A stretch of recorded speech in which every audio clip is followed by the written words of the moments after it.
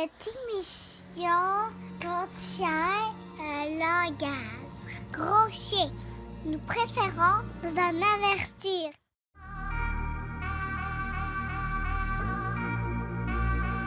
Aujourd'hui, à Accès Production, je vous amène dans un endroit privilégié, à la maison de contenu de production d'Adamo du groupe Gros Big, qui sera présenté le 8 octobre prochain au bar Le 525 à Sorel-Tracy. Aujourd'hui, je vous présente ça avec Jenny Ouellette qui va être avec moi pour vous faire le tour de la maison de contenu à Accès Production.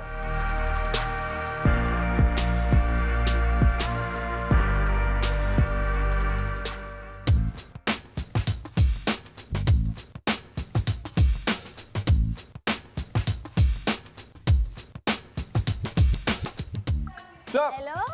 Hello, Salut, ça va? Hey, Louise. Ça y est, ça, je vous présente Louise, ma compagne. Non, c'est pas vrai, mais c'est le chien de la house. Louise! Viens. Alors, bienvenue dans la putain de maison. Oh, shit. Dans la Content House. Bienvenue. C'est gigantesque, oui. On est bien. Non, pour vrai, c'est tout petit. Est-ce que tu es prête à nous faire visiter? Non, pas en tout. Non, ouais, je suis prêt. Let's go. Mais là, je vous préviens, comme je vous disais, là, on commence, c'est tout récent, mais on va quand même vous faire le tour. Là. Ici, on a une plante directement, celle qui est en train de crever, ça va bien. Ça, c'est toujours, ça, c'est le moment d'espoir, dans un début de business. C'est comme on la regarde, on la garde, on se dit, un moment donné, elle va être florissante, tout comme l'entreprise. C'est pour ça qu'on garde ça ici, pour se souvenir, mon gars, qu'il faut pas lâcher. Let's go! C'est grand, mon chum. Là. C'est la maison à Megan Fox, une couple d'années à passer. Puis elle a décidé de la vendre. On a la cuisine ici, dans laquelle on fait souvent du cooking stream. C'est parce qu'on est souvent sur stream aussi, à Twitch. Je sais pas si vous connaissez Twitch un peu. On est sur Twitch. Ça aussi, vous irez checker la Content House, Adamo Gros Big, Mathieu Pellerin, Lewis Le Fou, ça se passe.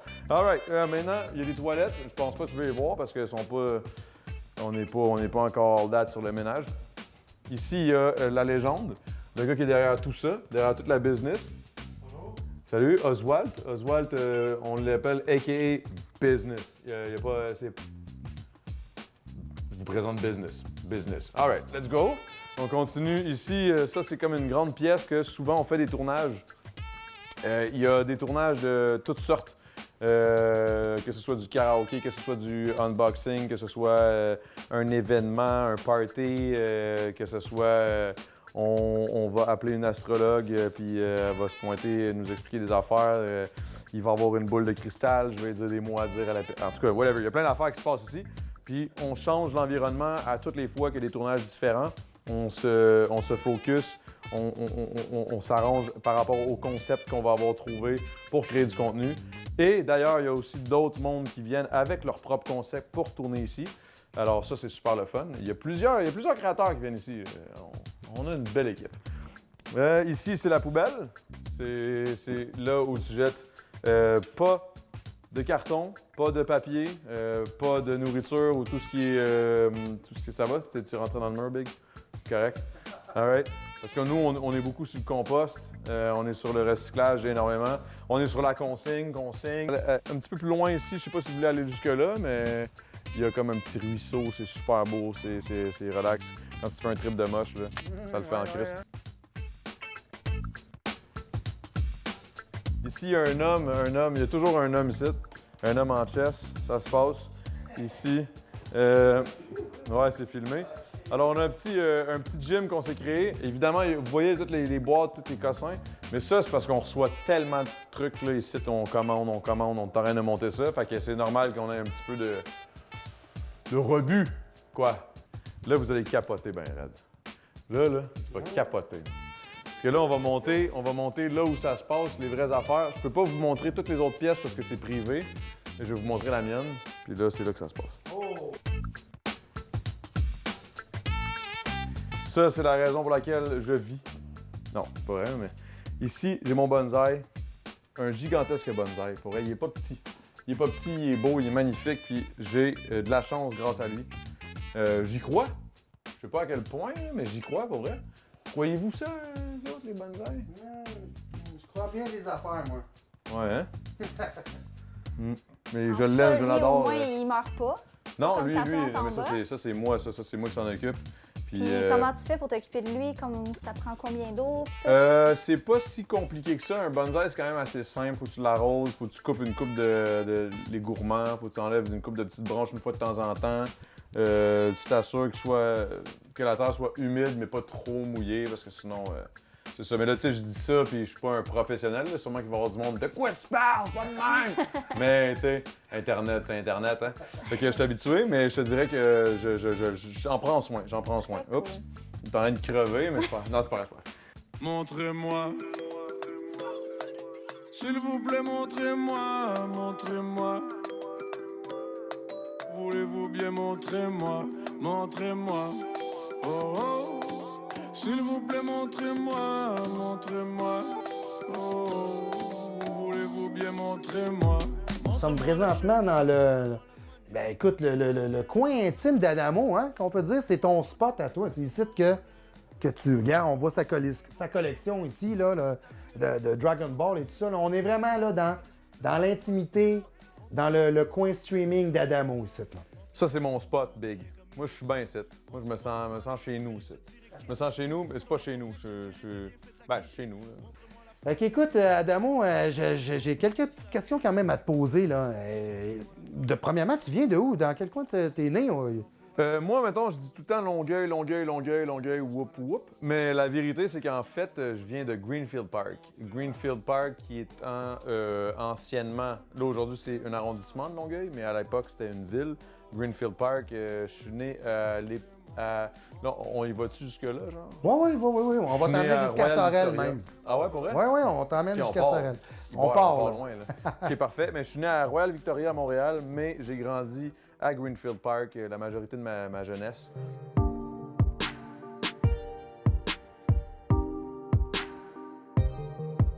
À part ça, écoute, là, on est dans ta maison de contenu ici, là. Puis j'ai entendu dire que là, tu travaillais ton album. Tu as un album qui va sortir bientôt, là, c'est ça? Oui, exactement. On est en train de travailler ça avec G7. Moi et G7 étant les gros bigs, parce que souvent, le monde sont comme « Adamo gros big! » Gros big, c'est Adamo, mais on est deux là-dedans. J7 avec ça, c'est sûr, ouais. Exact. Puis c'est très important de le mentionner parce que souvent, le monde l'oublie. Puis on dirait que je suis comme...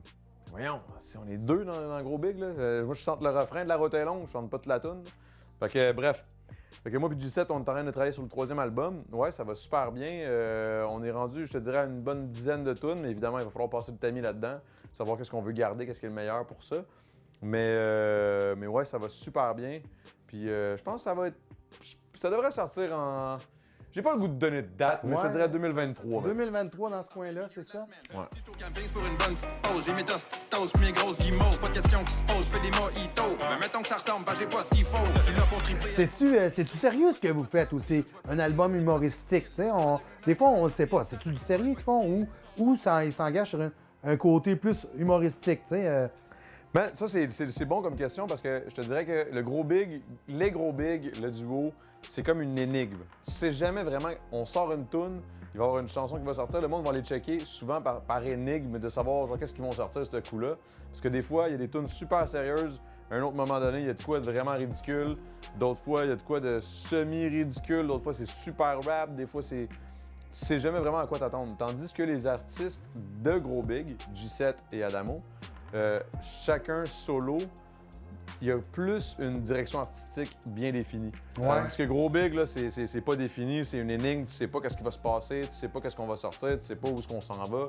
On se lève un matin, ça se peut je te dis, ça se peut que demain matin, on ramène les Baby Spice, là. Ouais. Tu sais pas, là. Vous êtes des passionnés. On est des fuckés. Vous y allez avec la vibe du moment. Exact. Moi, je me lève un matin, j'ai le goût de faire du métal, je vais faire du métal, check-moi bien. Moi. Ouais. Ça ressemble à ça, là. C'est un peu ça, là. Puis quand je dis l'affaire du métal, c'est pas nécessairement à Sorel, là. Je sais que vous êtes fort là-dessus, là, mais je pense Ouais, ils sont très forts. plus musical, là, je Ouais, rock, métal, punk rock. Sorel, c'est le credo, là. C'est la route de l'acier. Ouais, c'est ça, la route du métal. Ouais, let's go, on fonce, on bouge. Je viens de comprendre plein de choses en disant ça, là.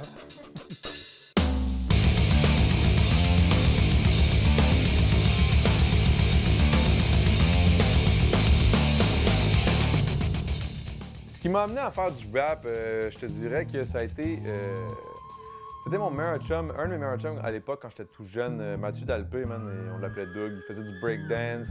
Puis on dirait que le fait qu'il faisait du breakdance, il écoutait tout le temps du rap. Ma grande sœur aussi écoutait beaucoup de Cypress Hill.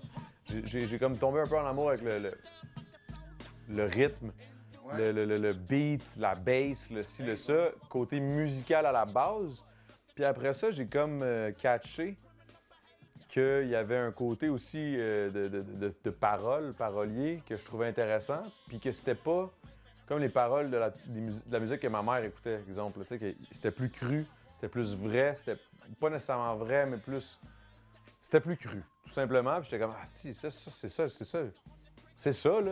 Tu sais, j'ai pas le goût d'entendre les draps de l'espoir qui me tombent dans mes yeux pendant que les étoiles brillent sur ton corps, là, tu sais. Ça veut fucking rien dire, ça. Moi, j'aime bien mieux quand tu me dis les affaires comme elles sont. Puis c'est ça que j'ai apprécié du rap dès mon jeune âge.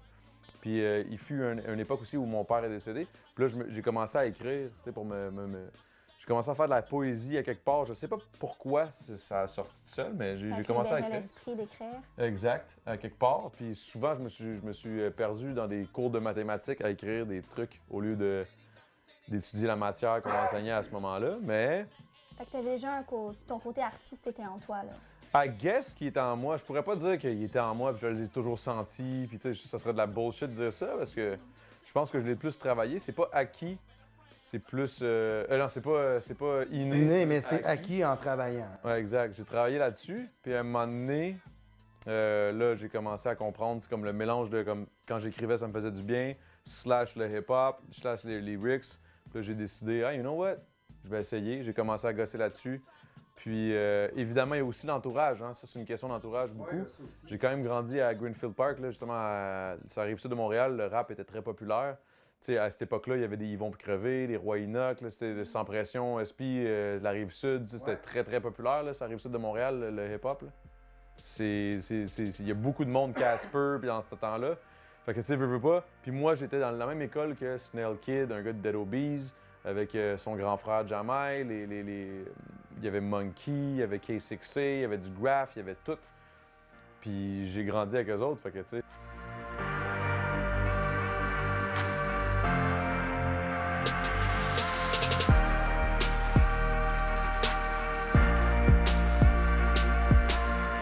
On va s'être vu au 525, let's go guys. Sorel, Yamaska, Longueuil, tout un amour, tout un cercle, toute une relation, toute une intimité, tout nous en vous,